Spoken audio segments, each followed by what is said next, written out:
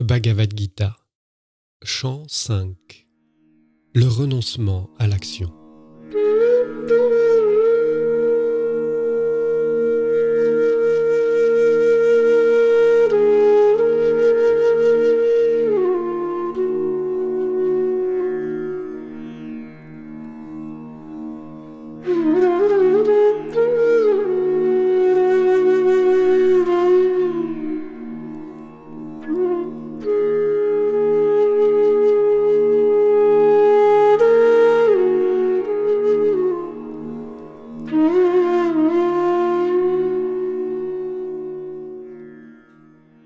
Arjuna dit : « Tu as loué le renoncement à l'action, ô Krishna, puis le yoga de l'action.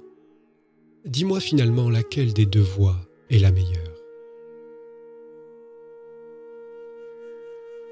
Le Seigneur suprême dit : « Le renoncement à l'action et le yoga de l'action mènent tous deux à la félicité suprême. Mais des deux, le yoga de l'action est supérieur au renoncement à l'action.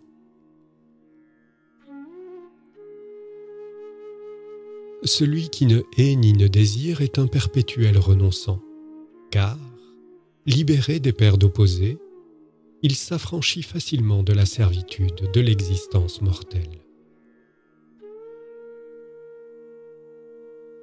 Seuls les esprits puérils, et non les sages, parlent de la connaissance et du yoga, comme s'il s'agissait de deux choses distinctes. Celui qui est fermement établi dans l'un des deux obtient le fruit des deux.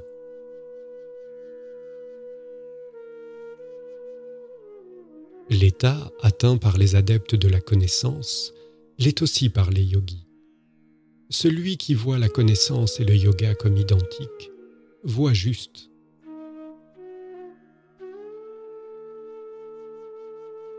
Mais le renoncement, ô Arjuna, est difficile à atteindre sans le yoga. L'homme harmonisé par le yoga et devenu contemplatif atteint rapidement Brahman.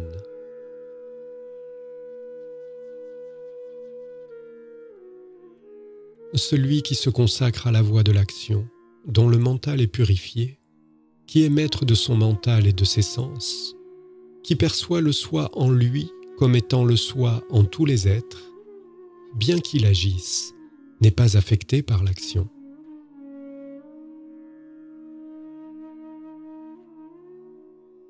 Je n'agis pas.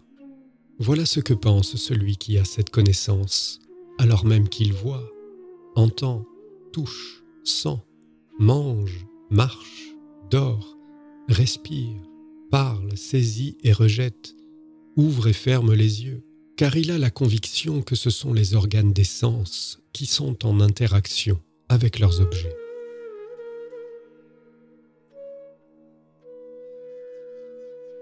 Celui qui offre ses actions à Brahman, qui agit sans attachement, n'est pas plus affecté par le mal que la feuille de lotus ne l'est par l'eau sur laquelle elle repose.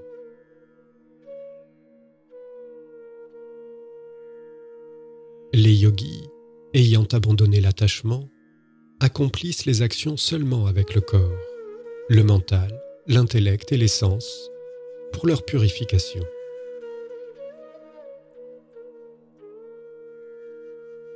L'homme à l'esprit unifié, qui a trouvé l'harmonie intérieure, qui a renoncé au fruit de l'action, atteint la paix éternelle. Celui dont l'esprit est instable, poussé par le désir et attaché au résultat, est enchaîné.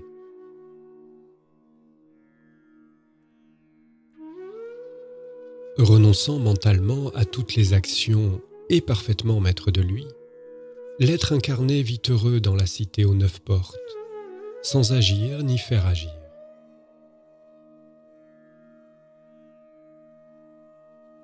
Le Seigneur ne produit ni le sentiment d'être l'auteur de l'action, ni l'action, ni l'identification avec le fruit de l'action.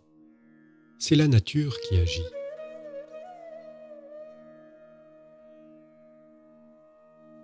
Le Seigneur ne prend ni la faute, ni le mérite de quiconque. La connaissance est enveloppée d'ignorance, et c'est pourquoi les êtres sont égarés.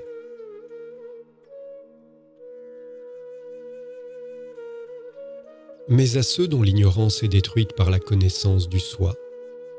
La connaissance, comme le soleil, révèle le suprême Brahman.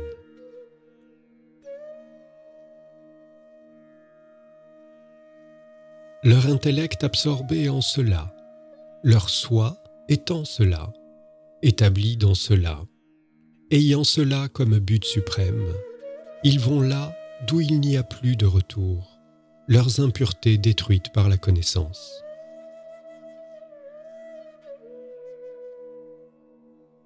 Les sages considèrent d'un œil égal le Brahman, doté d'humilité et d'érudition, la vache, l'éléphant, le chien et le paria.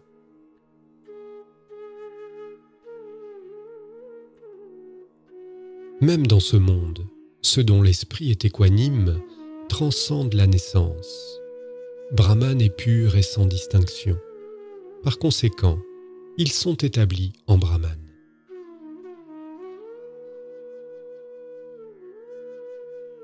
Établi en Brahman, l'intellect ferme et doté de discrimination, celui qui connaît Brahman ne s'exalte pas quand survient quelque chose d'agréable et ne s'afflige pas devant les circonstances désagréables.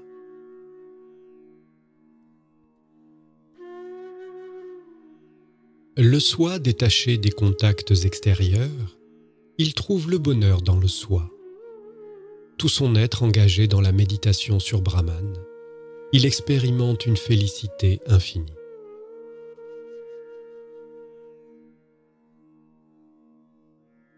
Celui qui est capable, ici-bas, avant même d'être délivré de son corps, de vaincre l'impulsion née du désir et de la colère, est un yogi, il est un homme heureux.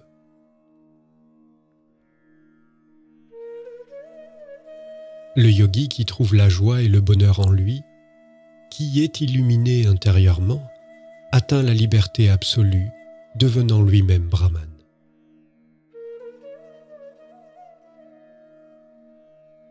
Les rishis, ces sages visionnaires, dont les impuretés ont été détruites, qui ont tranché le sens de la dualité, qui sont maîtres d'eux-mêmes et qui se consacrent au bien-être de toutes les créatures, obtiennent la liberté absolue, ou moksha.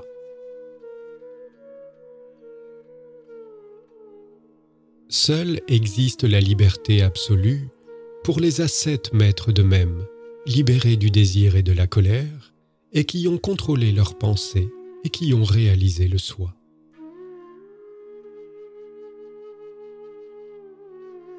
Se fermant à tous les contacts extérieurs et élevant son regard vers le haut, entre les deux sourcils, égalisant l'expiration et l'inspiration cheminant à travers les narines, avec les sens, le mental et l'intellect toujours maîtrisés, ayant la libération comme but suprême, libre du désir, de la peur et de la colère, le sage est libéré à jamais.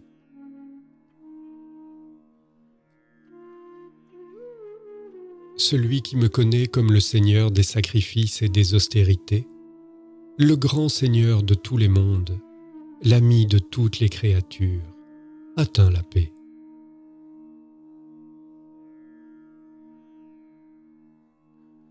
Ainsi, dans les Upanishads de la glorieuse Bhagavad Gita, dans la science de l'éternel, dans les écritures du yoga, dans le dialogue entre Sri Krishna et Arjuna, prend fin le 5e enseignement intitulé « Le yoga du renoncement à l'action ».